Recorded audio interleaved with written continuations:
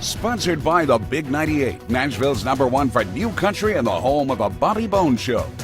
The Rock and Review is honored to bring you the Vice President of Yamaha Group USA. Also, he's an award-winning, Emmy Award-winning record producer and a musician himself. Chris Gero, thanks for coming on the Rock and Review. Thank you very much for having me.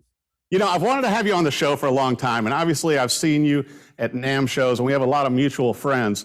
But what I wanted to talk about with this interview, Chris, was the new documentary that you recently rolled out, The Sound of Us. And I was fortunate, thank you for the invite, to come down to Franklin Theater in Franklin, Tennessee, and watch this very powerful documentary. Let's talk a little bit, how did this all come about during a pandemic to create something this big?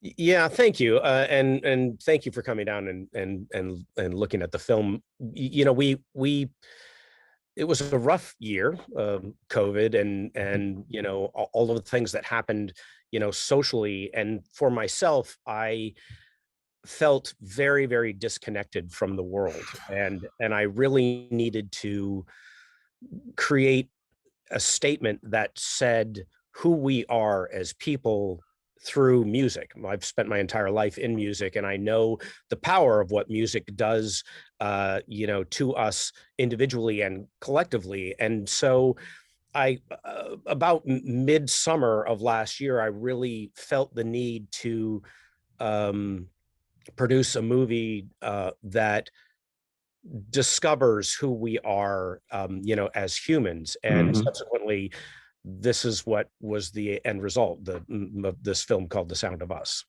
Well, you know, I have to bring this up to brag on you, Chris, which I obviously enjoyed your work that you did with Elton John on the $1 Million Piano, and loved what you did with Nathan East on that documentary. But this one, I was surprised, and I mean that in a good way, to where when I saw the documentary, I kind of thought, well, this is going to be, you know, this is going to be like a Tony Stark version, but with music of Yamaha, to where it's like, here's the great things going on at Yamaha. Here's what we're manufacturing. And so when I sat down and I had my soda and my popcorn, and I was taking this in, it's amazing the range of emotions. Also, the artists that you brought in to speak their perspective. And it was just so many emotional ebb and flow throughout. One of the ones that stuck with me also, the Preservation Hall down in New Orleans. But I mean, you covered 5 countries, how many artists, and you accomplished this huge documentary in 2.5 months. Yeah, you know, I COVID kind of drove the whole film. You know, honestly speaking, we started with a lot of really big talent. Like we kind of went to the go-tos that you would typically like see in a film like this.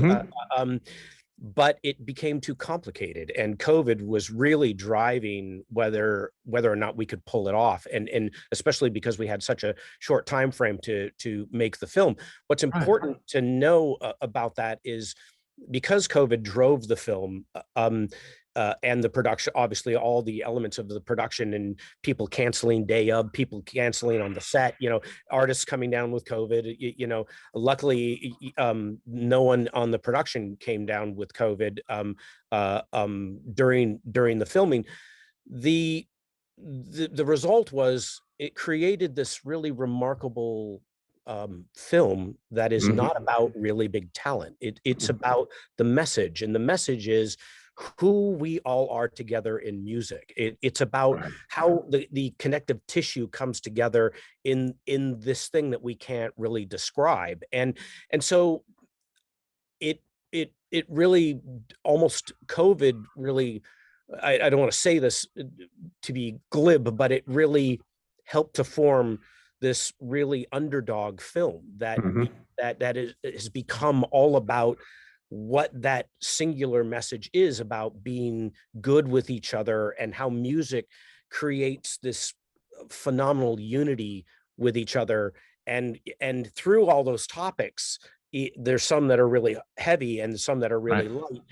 Music is the connective tissue to it, and our ability to accept it, and our ability to be empathetic. And so that's the true beauty about making the film, is, as you said, it was, you know, you don't know if you're gonna see some kind of planet Earth film, because it starts very ethereal, but it gets into a lot of really heavy, topics, all Right.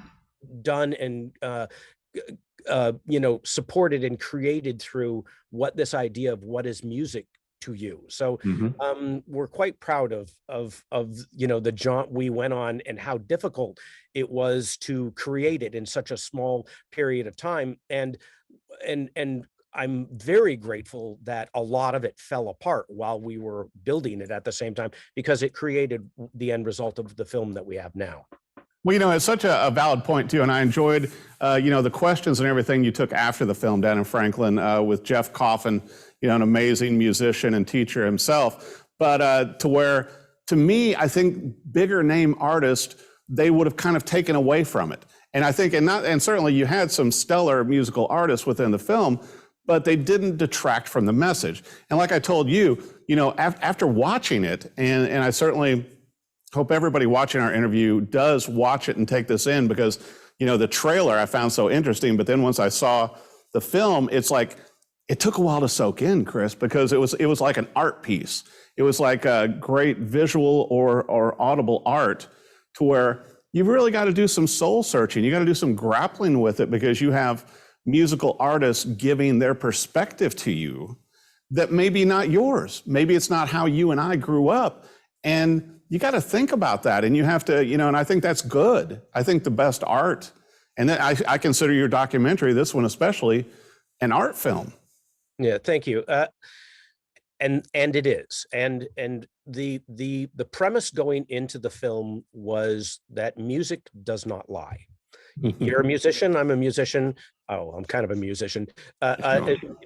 Music simply doesn't lie. When you're in it, it just tells the truth. And so the entire premise and the idea of the film was to let music speak for itself through the voices and through the experiences of other people. So there are essentially 9 segments in this 2-hour film, 9 separate individual identities that tell a story of extraordinary people doing extraordinary things in music. Not all of it you'll agree with, and some of it you will, and some of it you won't, but it's music that creates that ability to say, I understand this, I see it differently. It's bigger than I thought it was going to be. And so for us, the great voyage in telling the story is how music tells the story. As I say to people, and the gag is, by the time you get to the end of the film, I start the film by saying, what is music? What is music to you? Well, you get it. The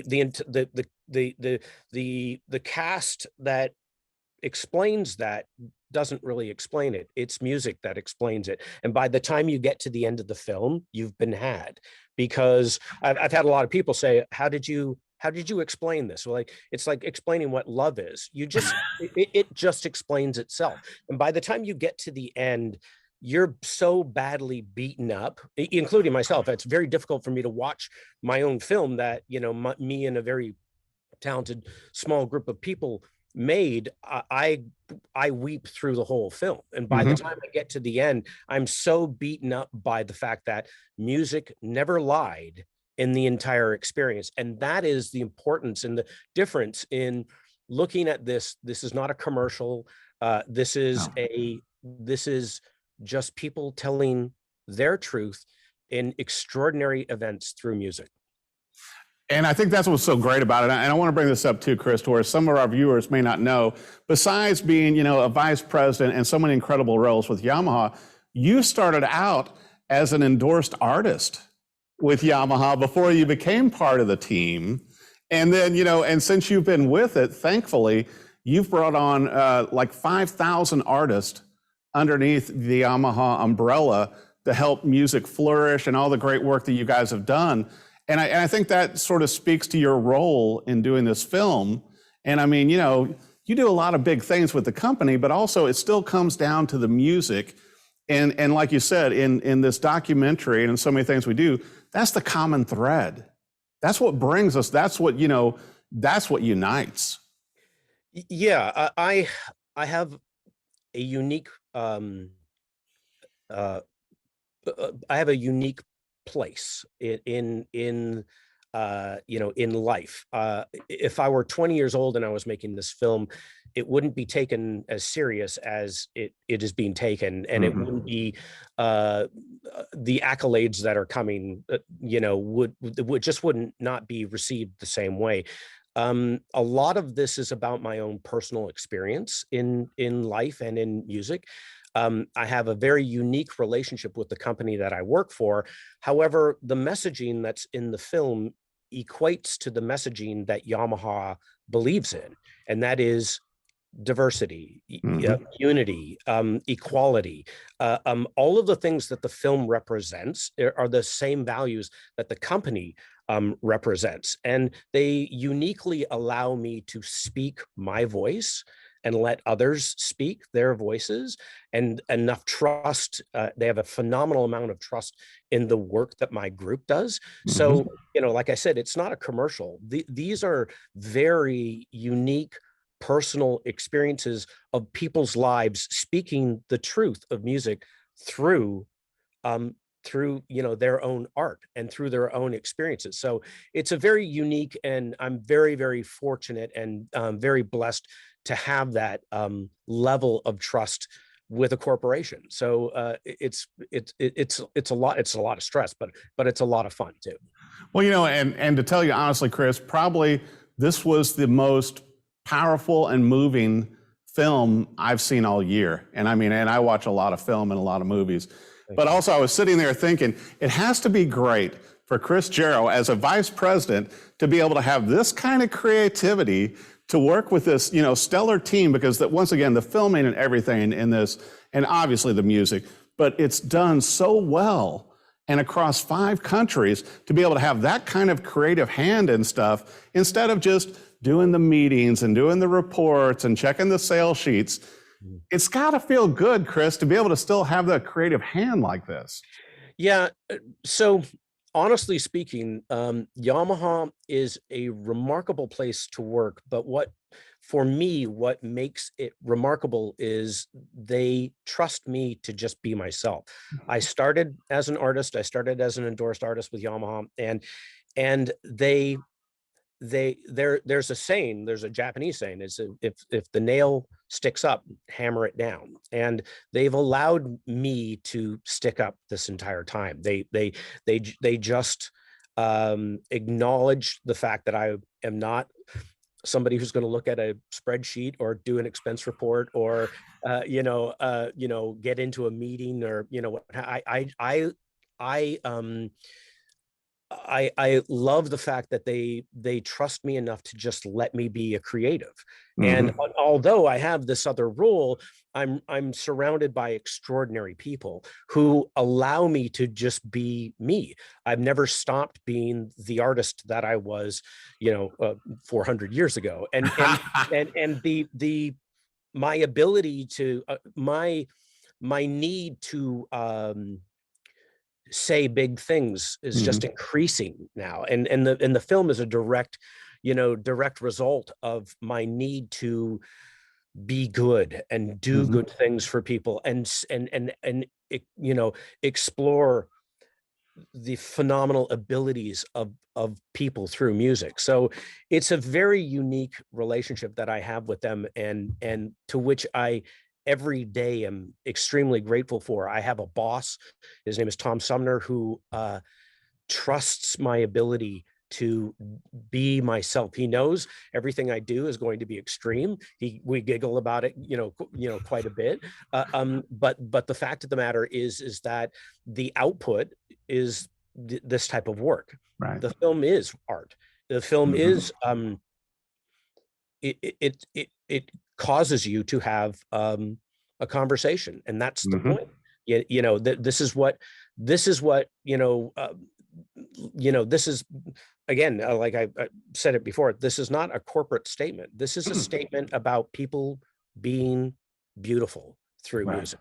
Yeah. I know Yamaha and you have been such an advocate of this, Chris, but I could certainly see this down the road being a teaching tool also, within the classrooms and everything else. And like you and I started talking before the interview, to where, even divided up into its pieces, into the 9 elements. But I mean, just telling you, I'm no psychic, but I think you might see some awards from this one. And I think they are well earned from the quality of the documentary, the music, everything. It's just, it took me on a roller coaster of emotions through the whole thing, to where when I was walking out, it was just trying to, absorb everything. And not a lot of films and documentaries are willing to do that today. So congratulations on The Sound of Us. And I want to make sure too, for our viewers to be able to keep up and find out, festivals and everything, to where it will be available to be viewed. Where should they go, Chris? So yes, thank you very much. So thesoundofus.com is it's the website that kind of carries the latest of, the behind the scenes and the interviews and the general information in the trailer and where it's living out in the, in film festival world right now. Well, I'll tell you what, I have to thank you, Chris Gero of Yamaha Group USA. Thank you so much for coming on the Rock Interview and for sharing this incredible documentary, The Sound of Us. I will probably need to watch it again. Thank you so much. Thank you. Sponsored by the Big 98, Nashville's #1 for new country and the home of a Bobby Bones Show.